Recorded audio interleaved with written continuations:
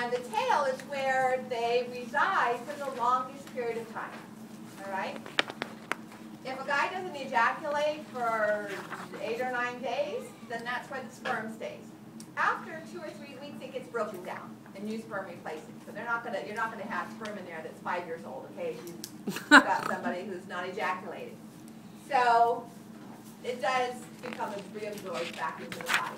Whereas if you have a guy who's had a vasectomy, the sperm are still produced. All right, the hormones are still released into the bloodstream. But on ejaculation, there would be the glandular secretions, but hopefully, if you had a vasectomy for prevention of the sperm, they would not pass the point at which the vas deferens had been passed. So during the time that the sperm reside in the tail is when they undergo the maturation, the capability of the enzymes that would allow the tails will begin to beat. They don't swim out of the male reproductive tract, but their tails will be beat. And the maturation, the membrane changes that allow the acrosome reaction to occur. That actually happens in the female reproductive tract, all right? But those enzymatic changes occur in the tail. Nadia?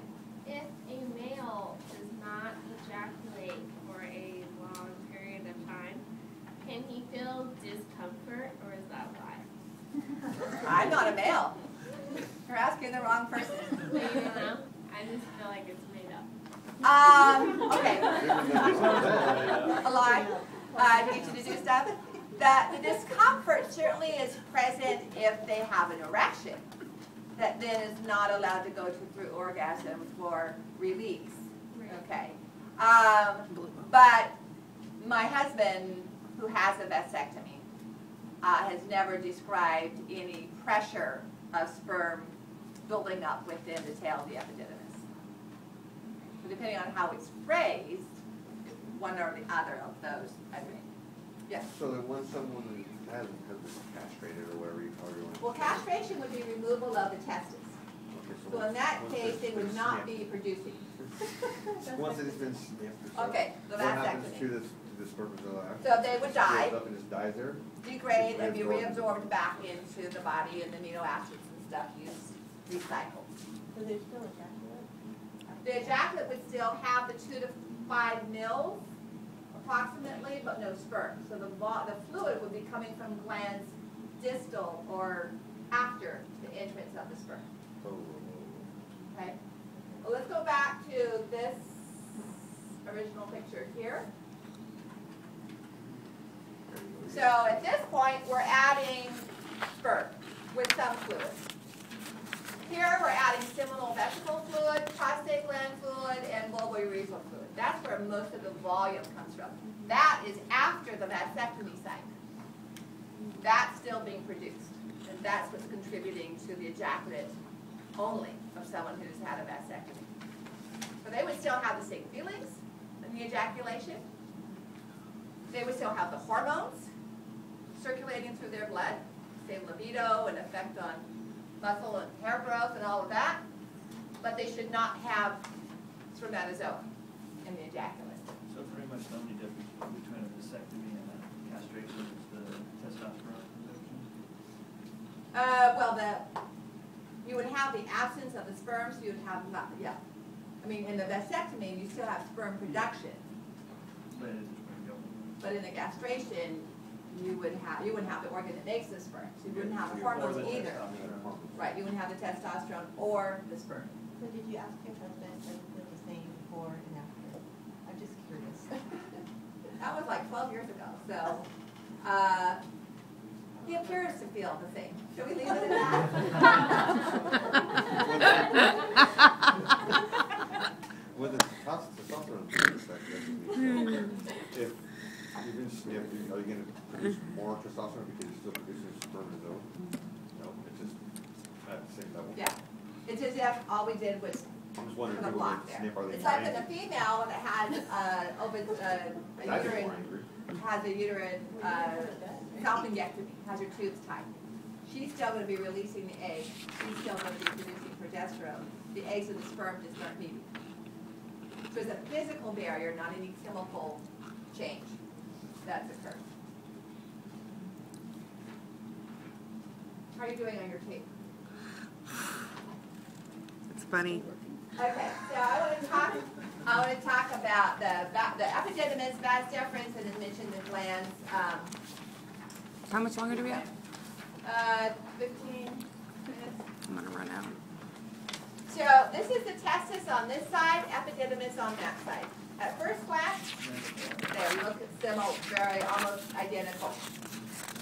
At low power, what you want to look for is the amount of connective tissue separating the cross sections in the epididymis versus the amount of connective tissue. These are much closer together, very little interstitial space in comparison to the epididymis. The epithelium of the epididymis is pseudostratified instead of simple columnar. So all of these circles that you're seeing that look like these circles are really the nuclei of the pseudostratified epithelium. So when you look at it at a higher power view, here's the epididymis. Notice you still have a region near the lumen that doesn't have nuclei. You wouldn't have that in the testis. You'd be seeing your late and early spermatids. What appears to be tails of the late spermatids in the low power are actually clumps of very long microvilli, known as stereocilia. If you have sperm, they're going to be in the lumen, okay, as they moved into the epididymis. Certainly no interstitial cells. Because it is highly coiled, we still see multiple cross sections, all right? But on closer appearance, so on the low power view, you're going to go by the amount of interstitial tissue collagen fibers between the cross sections. A high power view is much easier because you don't see them developing spermatocytes that you would see in the testis. All right. The next structure is the vas deferens. This is just showing pulling sperm from the epididymis for use in vitro fertilization. Obviously, if it's pulled from the head and not from the tail, it's not going to swim to the egg. And this didn't work for a long time. But by accident, a researcher, he was researching something else. He didn't do it accidentally. He intentionally took a very slender pipette that he had drawn up a single spermatozoan into and poked it into the egg. He was studying something else, but that process of poking the egg with the glass pipette stimulated the egg to undergo cell division, and it developed into a normal early embryo. And so this allowed development of the practice of triggering, so for sperm whose tails don't beat but have normal nuclear material, or don't have an acrosome reaction, can directly be injected into the egg. And about 50 to 60% of the time, it will undergo normal mitotic division afterwards. So for those, or for specific genetic diseases that they can screen for, they might select a sperm and just inject one sperm. Not a way to go to get a boy or a girl. A little expensive for that. All right, so the vas deferens, if that is cut, is usually done in this area right here. It can be done by using a scalpel. More popular now is the non-scalpel way, which I would have to watch this because to me they're just tearing the skin, and that's supposed to heal faster than cutting the skin. They basically palpate over the upper portion of the scrotum to feel for the vas, and then use an instrument to basically poke through the skin like a crochet hook and pull out the loop of vas deferens. That doesn't sound very, I'm sure they do a local, but it just doesn't sound, it sounds more damaging than cutting it. But anyway, they pull that out, cut off a 1 to 2 inch segment, fold the edges over, cauterize them, clamp them. There's a variety of ways to do that. And then the natural elasticity, when they let go, it just pulls itself back inside. This can sometimes be reversible, same as a tubal ligation. especially if they put a solid plastic tube in the lumen to prevent scar tissue. But if you go to the doctor's office saying, can you give me a reversible vasectomy? They're going to say, sorry. You should plan on this being a permanent procedure. So I was after my husband for years to have a vasectomy. I was tired of being the one responsible for birth control. And he kept putting it off and putting it off and putting it off. And so finally I said, honey, he doesn't like needles. He faints when he donates blood. I said, if you're doing this because you really don't want a vasectomy, I'll shut up about it. That's your decision. But if you're putting it off because you just don't want to go through the blood and the cuts and all that kind of stuff, then I'm going to keep bugging you about it. And a few years later, he showed up with a piece of paper for me to sign, saying that I knew that he was going to have a tubal ligation. I said, what's this? He says, well, I went to a group meeting, and before they do the procedure, you have to sign a form knowing that I'm going to have a vasectomy. And I said, you're going to be kidding. My daughter can go have an abortion, and I know nothing about it, and I have to sign a paper for you to have a vasectomy? That just didn't make any sense. But anyway, he had it. He had always said he and his best friend were going to go and hold hands and have the ice pack on their scrotum and all that kind of stuff. Yeah, really. And so you're not supposed to have intercourse until they check and make sure, without protection, that the ejaculate is without sperm. And then they check it again 4 to 6 months after that. He never went back for the second checkup, but we don't have any more kids, so I assume it can go back. There would probably be multiple divorces back in the 80s before DNA testing was available for paternity tests. And the guy would have a vasectomy and his wife would get pregnant. And he'd say, you've been sleeping around on me. And she swore she hadn't. And he said, well, I have a vasectomy. And there was no way to prove genetically that it was his child. And you know, there's issues of trust and all that kind of stuff in there. But obviously now with DNA testing, you can show that it really was or really wasn't. So the vas deferens is really just a tube that transports the sperm. And if we look at the posterior view of the bladder, similar to this model that's over here on the counter, this is what we see. Okay? So here is the vas deferens ductus being the same thing. As it comes along the posterior wall of the bladder, medial to the tube carrying the urine, it dilates. And that dilation is known as the ampulla. Okay? An ampulla is like a glass vial of medicine. And it joins with another gland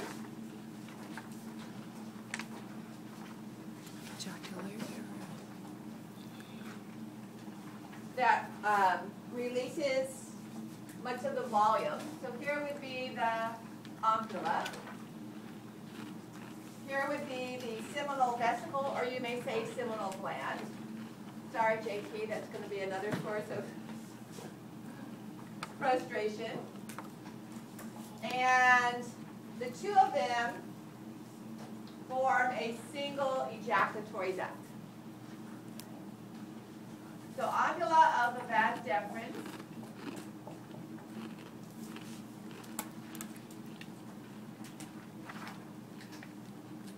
seminal vesicle. Is the ductus deferens the same thing as the vas deferens? Yes. Thank you.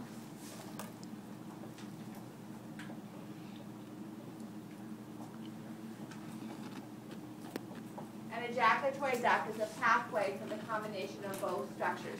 On our models, you won't be able to see the ejaculatory duct unless it's in a sagittal section, passing through the prostate gland. So here's the seminal vesicle, and this structure right here is the ejaculatory duct. The seminal vesicle, there's a list of its secretions on page 74. So this provides the source of fuel, the fructose and the citric acid for the mitochondria to make ATP.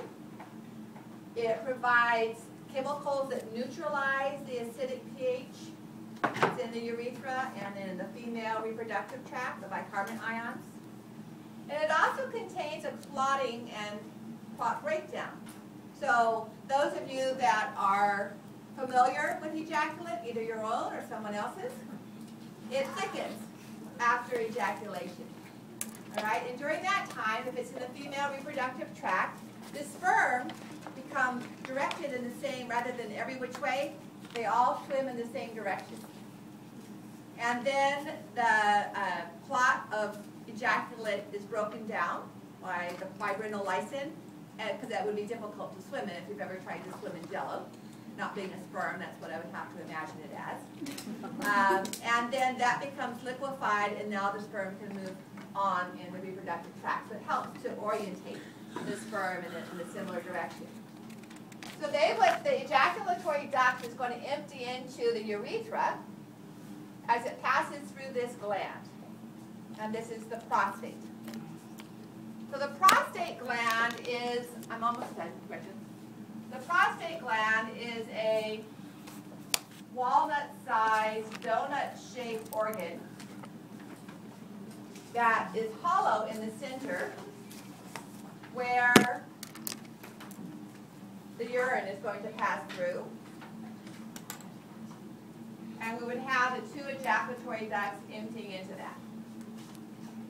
In addition, there are multiple tiny little openings for the prostatic ducts, which are found all around it.